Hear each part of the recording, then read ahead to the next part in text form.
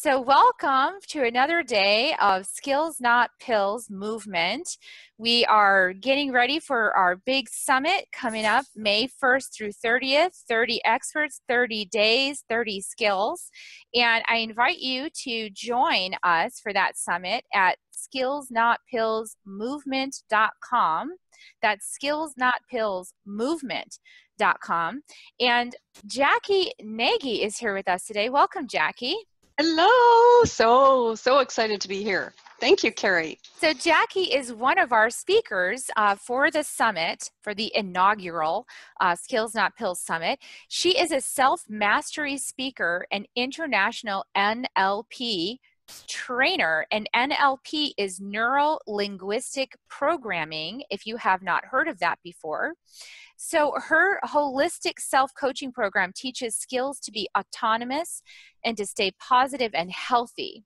So the topic that she's actually going to speak about a little bit today and give you a teaser, because of course this is the topic she's going to cover in the summit, is generating inner harmony to gracefully coach yourself. And how many of us could really use that, right? Hello, raising my hand. So without skills to cope as a child, because of course we all have a journey that got us to the skills that we had to learn, it impacted her early development and overall health and well-being throughout life.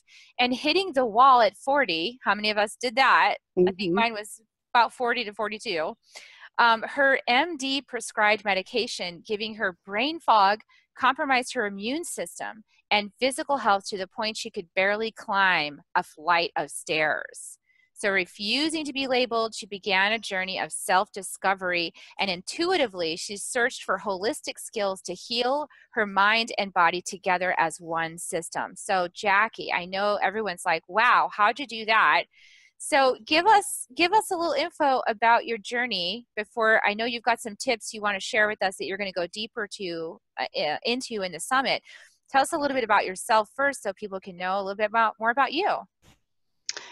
Wow. Well, first of all, I haven't heard my story shared to me before. And so when you were sharing it, I went, oh my gosh, yeah, is that me? As it was so long ago, you know what I'm saying? And my whole body lit up. And I think that's the missing piece that we're actually honing in on here. And I've heard some of your other amazing interviews with some incredible experts. It's about getting into our bodies. And we all can remember when we were little kids and we were very playful and we were very much in our bodies and living our life according to our senses, what we saw, what we heard. We were so intuitive.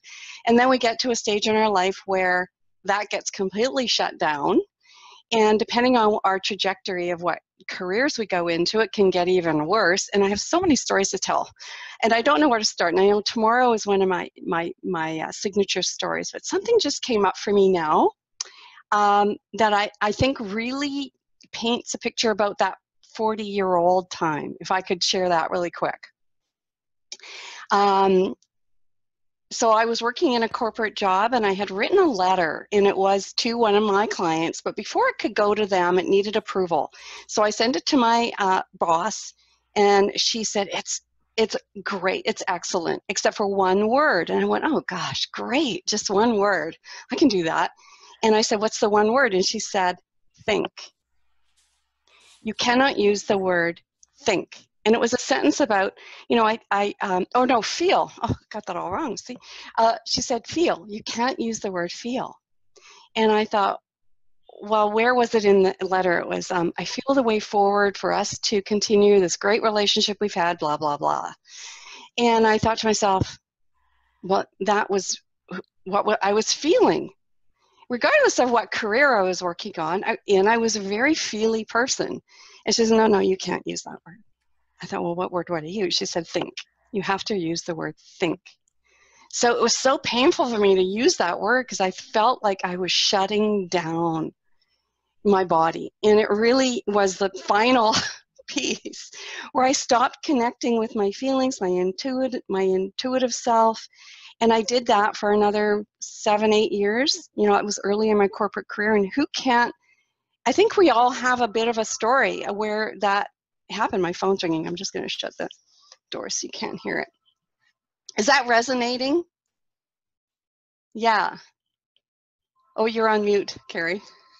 I think we're over addicted in this culture to thinking. Yes. There's a lot of thinking going on, Yeah. and people aren't necessarily questioning what they're thinking. And, and the thing about thinking I've learned is the mind can be a dangerous place to be if you're believing everything it tells you, because, there's a whole lot of stuff in there that may not be true. Yeah. And so we got to kind of open to feelings. And when I say feelings, I mean like, the range of feelings, not necessarily like emotion, but like, sensation, and noticing your body is giving you some feelings to pay attention to. There's a lot of ways the subconscious talks to us. And I think intuitively what you're saying is you knew that. You knew that there's Yes. something to feeling, and this lady was just not getting it. No.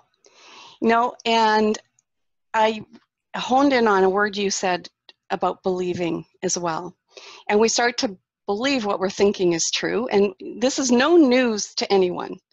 And part of what my journey was about was I was always curious. I was always looking for a fix, as I had a very difficult childhood, and who didn't? But when we all have sort of different levels of challenges and dysfunction and traumas, etc.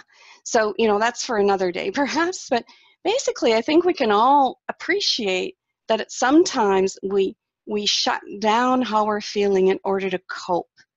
And so that's one thing. Another thing I found for me was the higher the logical thinking I could be in, that place in my head where I could think very strategically and logically, the higher I got paid.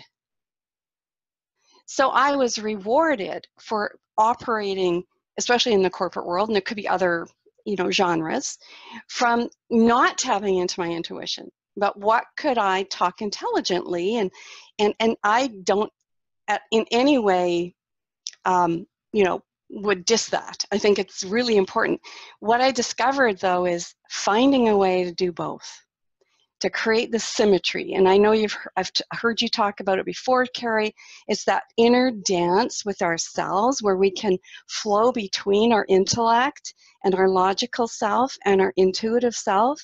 And when that starts to happen, that flow starts to occur, and toward what I'm seeking is mastery. And there's, of course, there's a lot of moving pieces to that. I really think that's the code, or that's what every human being is wanting. So we can be playful when it's appropriate, and we can be really having those, high level conversation in an intuitive way. Intuition, and not making intuition, suspect. As Right. somehow that's like woo-woo or not to be trusted. And the only thing we can trust is our minds. And, I've kind of learned something really opposite of that. I've learned to not trust my mind. I not believe it entirely. It's almost like I've learned how to you need multiple points of information and then integrate those and synthesize them into one picture. It's like, okay, I'm getting this hit from my intuition, I'm getting this hit from my mind, I'm getting this information from the world around me, and I'm going to put them together, and now I can integrate to come up with what I think is true in this moment. Yeah, absolutely. So for me, what I was always searching for was a modality that gave me exactly what you talked about. I love the word hit, a visual hit. And, in NLP, we talk about having the visual representations. Auditory. So many people have shut down their auditory, that they're not really hearing what's occurring under the radar. The subtle nuances in a conversation, where the tonality in a person's conversation goes in their language, and where our own conversation is giving off signs and signals of what kind of state we are in, and being able to self-calibrate where we are. And then joining in with the the kinesthetic is the words that we use in NLP. And when I started, so I was on a journey. I was looking for a modality. I was at a place in my life when I was about 50, and I was, you talked about me not being able to climb the stairs. Literally was in a terrible physical, emotional, mental state, never like anything else I've experienced before. And it was starting to affect my physical health. And so that was a big wake-up call. When you physically cannot hardly move for the pain your body is feeling, like how much more messages from the body does a person need that something's off balance? So that was what, when I got myself healthier and off, the medications, which I talk a little bit about, and started to find modalities that were natural, holistic, and where I was starting to work with the unconscious, I started to look for what is out there, because my dream was always to be a trainer and a coach. And I have remembered a training course I had taken in England when I was working at another job, and it was NLP. And I thought, what is this NLP thing? And I started researching. It took me about 3 months to decide what school I was going to go to and who I was going to mentor underneath. And I think I made such a wise choice, and I absolutely fell into the field of NLP, and it's everything for me, and together with a few other modalities. And I'm just found the fix. And so tell us a little bit, for people that don't, because I know what NLP is, but for people that don't know what it is, tell us a little bit about what it is. Yeah. So rather than go into the history of it, because that information is pretty easy to find, it really, at the end of it, is a modeling, a model to be able to get through whatever blocks you're going through to the other side, and be able to set an intention, knowing that you see I'm stumbling on my words here already. It's really a modeling excellence. So here's the thing that I think, one of the things I want to share with the audience today are, I wrote down 5 things that I feel stop people and how NLP can help. Would that be maybe because it's very practical? Yeah, as practical as you can make it. I think that's great. Yeah, it kind of ties the two of what is NLP and into how can NLP help me? Yes, absolutely. Let's hear about it, because I know people are like, what? Tell me more. Yeah, because I'm already stumbling on my words. And that's, the field of NLP is vast. It's 40 years, 45, I think now. It's so deep and it's so broad. So to put it in one sentence, it's really about modeling excellence. And so guess what? It's about believing that we already have the excellence within us. We already have skills that we have learned throughout our life that we forget about, because they sink into our unconscious, or we don't use them enough. And so when we get stuck, what happens is, so my number one thing that I've discovered in working with my clients and with myself is we end up blaming. So we look external. I am not well because of that, or I am not happy because of what someone said, or because of my childhood. So it's also taking ownership that we're sometimes blaming our parents, or blaming our upbringing, or that we didn't have this opportunity or that opportunity. And it's all about this external blaming. And here's what I've discovered is, the reason for that is people don't know any other way. So true, because the thing did happen, whatever it is, right? You had the life set up. And so I think that people can't seem to separate, like, okay, this thing really did happen to me, and it happened because of my childhood or whatever. Yep. And now, like, okay, but you can separate that from blaming. Mm-hmm. Yep. And the missing piece was choice. That when we start to believe that we actually have a choice in how we respond to our world, because we're always going to be responding to our world. Like right now, you and I are responding to each other, right? Yeah, we are. But people get stuck, and then they don't have tools. They don't have the skills on how to shift their state.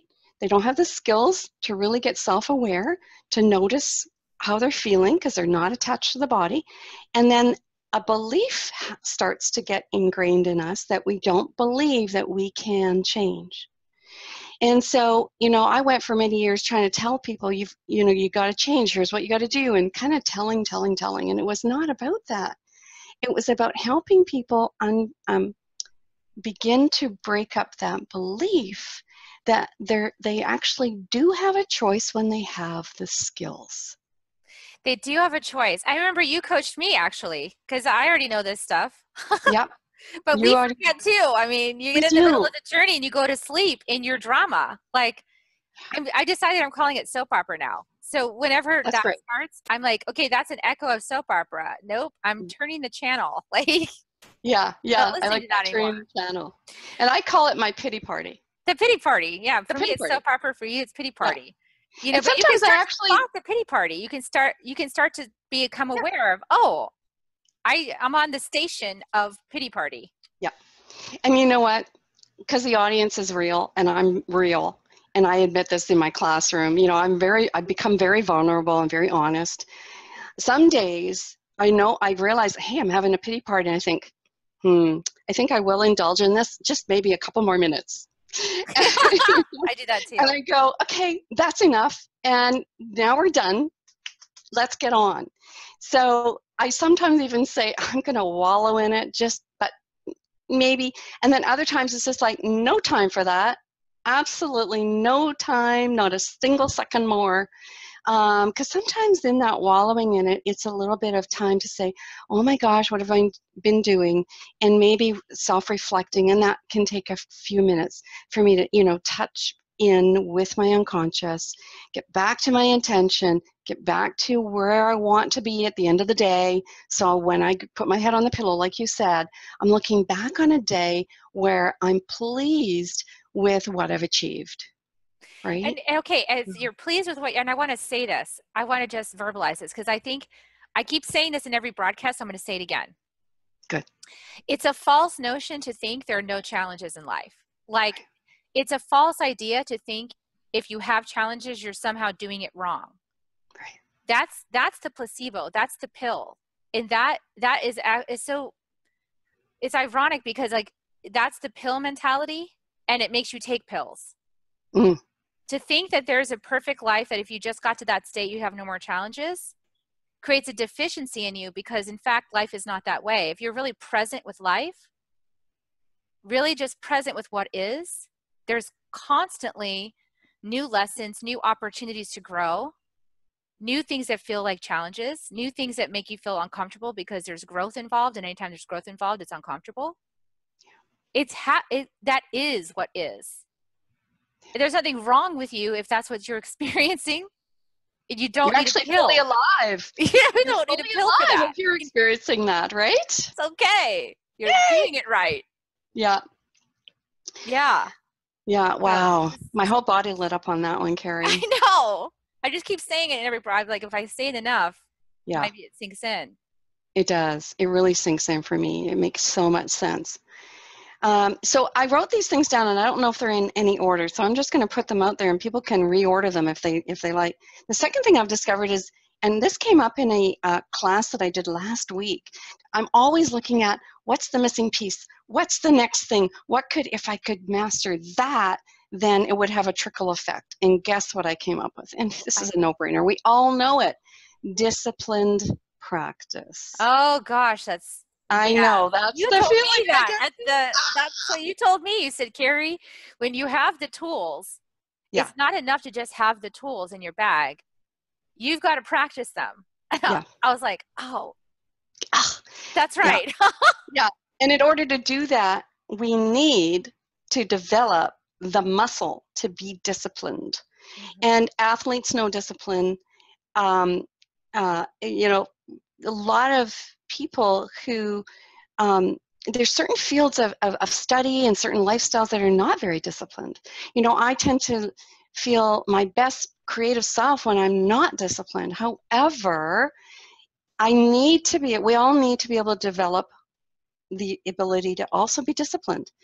Every state available to us as human beings serves a purpose.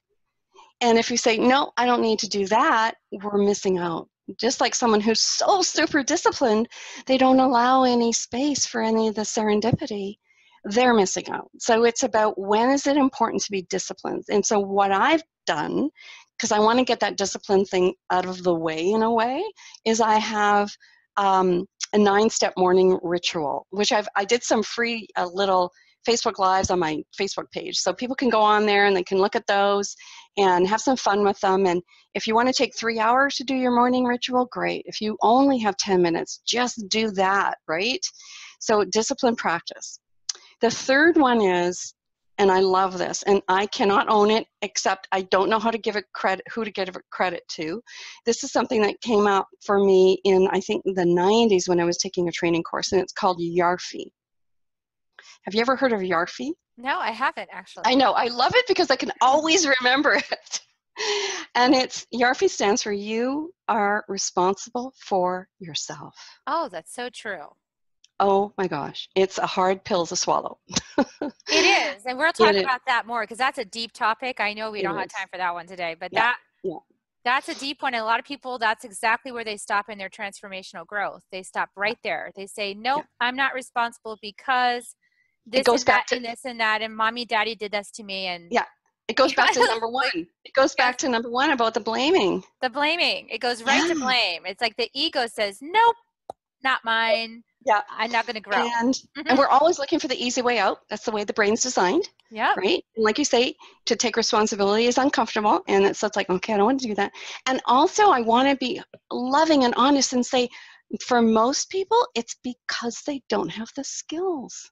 Well, it's because there's a lot of talk. They may have the theory. There's no one like you or I or all the experts that are going to be on your beautiful summit. I'm so excited. Have given them the hard, like, here, do this. Step one, step two, and showing people, right? And walking them through, because it incorporates the whole body. It does. And I think we're going to talk more about that in your talk on the summit, the body part, because I think I was noticing that's another piece where people are like, what do you mean I'm not in my body? We'll explain that, Yes. Because there is something you should know. But there's also this piece, the reason why people have problems with stepping into responsibility is because our culture is steeped in judgment. And consequences that are harsh, like, so how do we, Kazi Javed is a holistic psychiatrist. He's on our summit. He's actually kicking off the whole summit because I loved everything he said. So beautiful.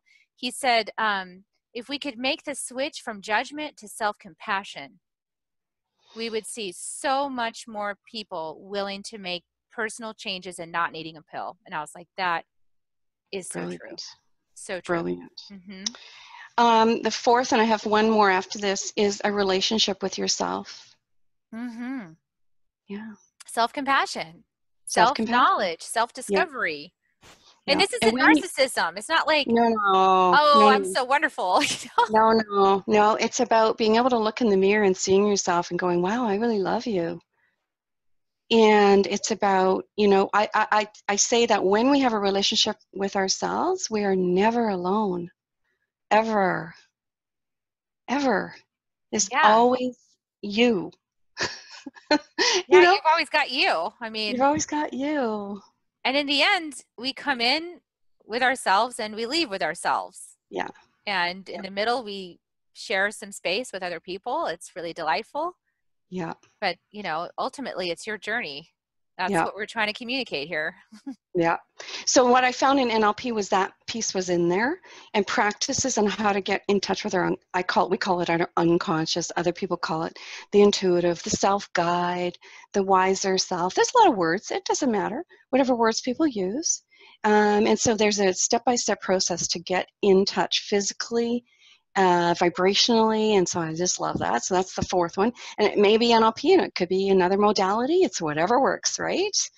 And then really number 5 is the tools, the techniques, the exercises, the meditations, the skills to get into the body. The body, that's it. It's and that's where flow really starts happening. And I know that's where you're at, Kerri, and I just love the work you're doing, and we're so in sync, and there's a shift occurring, and I know you know it. Oh, yeah. And we're on this trajectory, and, I'm just so looking forward to where it's going to take the inaugural, because this is not the first time you're doing the summit, so wow. Yeah, I mean, this is just the beginning. The more that this message gets out there, I mean, I've got people reaching out to me saying, how can I get involved? How can I support you? How can I share my wisdom? How can I be part of the, this new, like, basically what we're realizing is what we're creating here, because I realized I'm like facilitating something for the group consciousness that the group consciousness is asked for. And when I say that, I mean, like, you may not realize it, but all of us are connected every one of us is connected in this group consciousness. And, you know, that's how we feel things that are going around that maybe not happening in our particular life, but we feel it like when something bad happens out there, because we're all connected. And that connection, that group that we are, has said, it's enough on this pill thing. We need help. And all I'm doing is facilitating it for all of us. And we realize that for the people that are really ready for this message, that really want to come along, you're gonna need community. It's hard to make any kind of shift in your consciousness, in the way you view the world and your perception, if you're surrounded by people who are mired in the old perception. Like, it's super challenging to make it out of that into a new reality when you don't have community. So we're creating community here through this process, and there'll be more details about that coming out. I don't have the details yet because it's still being worked out, you know. And I love it. I love that you're offering this as an online movement. As, like you say, a lot of people are just, they've evolved at a different time than other people in their life that they still love and still want to be connected with. And so, you know, while they can continue on their journey, they can be with you on the summit and all the community that you're creating, and still maintain the loving relationships that they have with others. And it's about kind of, you know, how to manage the two to stay that in whole. itself is a whole Yeah. I mean, that right there is a teaching, you know. So I mean, look, maybe this is one area that you can contribute to the community, is helping Absolutely. people make that bridge, because in their lives, because it's really challenging. I know for myself it's been super challenging. Of course, I'm leading the movement, and so God bless my family. You know, like, I'm like this big bright light that's shining this new message. And, you know, some people in my that are close to me could feel like that judgment coming up or something, even though that's not present, you know, it's not coming from me. So, you know, just realize that as you make this shift, you know, you're going to affect other people in your life in a way that you maybe didn't want to. And that's what the community is for, to help you navigate those things so that you're not all by yourself trying to figure this out. It's not easy, Oh, but yeah. it's simple. Yes. Oh, that's so Yeah. profound. It's such a big piece of the transformational that we go through is how, okay, this is great. Now, how do I integrate that within me, and how do I integrate that with my family, my friends who didn't come along necessarily now and may never They may not in this life. They may not. on this life, and still stay on your own journey. And that's so beautiful. And it is really part of my Dream Beyond the Dream project. And I want to call it a movement too. And I would love to contribute that to the community. Wonderful. So you guys heard it here. You know, we see how we're co-creating, like it's on the fly. You know, this is the new paradigm we're stepping into. So if you guys really, really enjoyed this, and as I know you did, and I mean, just look at how much information is conveyed just in this 30 minutes free broadcast. Think what you're going to receive, the benefit of joining the movement. So I encourage you to sign up. The interviews start rolling out on May 1st, and there's an opportunity to contribute and support the movement with an investment. I would really appreciate that. And you can find all of this at skillsnotpillsmovement.com. And if you are an expert, if you have gifts, if you have wisdom you want to share, or you have a story of triumphing, you know, over big challenges in your health or your mental health or any kind of challenge like that, and you're like, you know what, I have a big, powerful story I want to share too, reach out to me, because this movement's going on all year long. We're going to have Facebook Live. So please reach out to me. And if you know somebody who you think, gosh, they ought to be on her show, reach out and connect us. So thank you, Jackie, for contributing your wisdom. Yay! Yay! Mwah! We'll see you. We'll see you guys later. Bye, everybody. Bye-bye.